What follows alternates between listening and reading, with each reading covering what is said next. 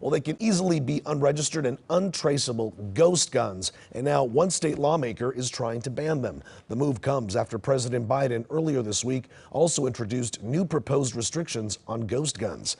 KCAL 9 political reporter Tom Waite is here live now to explain. Tom. And when we talk about gun control, obviously there's a lot of controversy on both sides, right? So gun control advocates say this new legislation will likely save lives. But on the other side, gun rights organizations say this bill is confusing and disproportionately affects low-income people and infringes on the Second Amendment.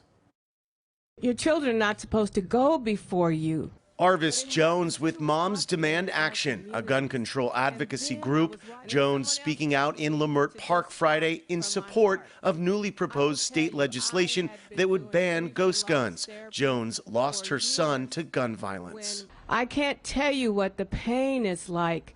And all these mothers behind me, some wearing our shirts, can tell you how horrible it is to experience the loss of a child. Assemblyman Mike Gibson, who represents South LA, introduced the new bill, AB 1621, to regulate gun kits. If the bill passes, the sale of the individual parts used to make the ghost guns would be banned. The kits in question allow people to make the untraceable, unregistered guns at home. Just on Sunday, we had a massive shooting in the Watts-Willowbrook area, and it continues. But when they find out where these guns come from, these guns are homemade. I'm speaking on behalf of two classmates who can't be here with us. That's Saugus High School shooting survivor Mia Tretta speaking out Monday at the White House in support of new ghost gun rules. Tretta was one of 5 students shot in 2019. She was hit in the stomach. I spent the morning like any other, laughing, talking, until we heard a loud pop.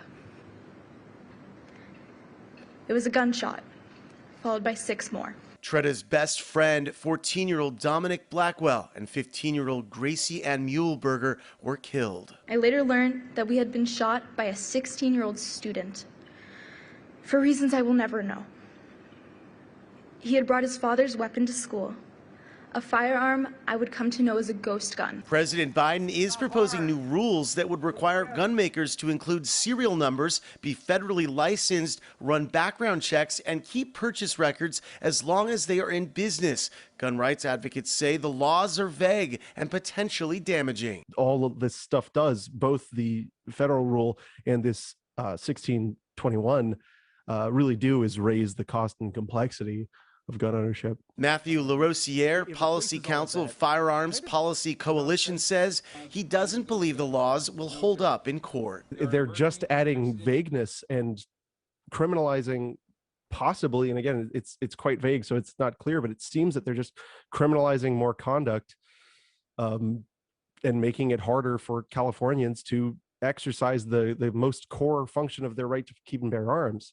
And when you really think about it, making a gun for yourself is the purest exercise of the Second Amendment. A California Democrat this week also proposed state legislation to allow gun violence victims to sue firearms manufacturers. That came in the wake of last weekend's mass shooting in Sacramento. Juan, back to you. Tom, thank you.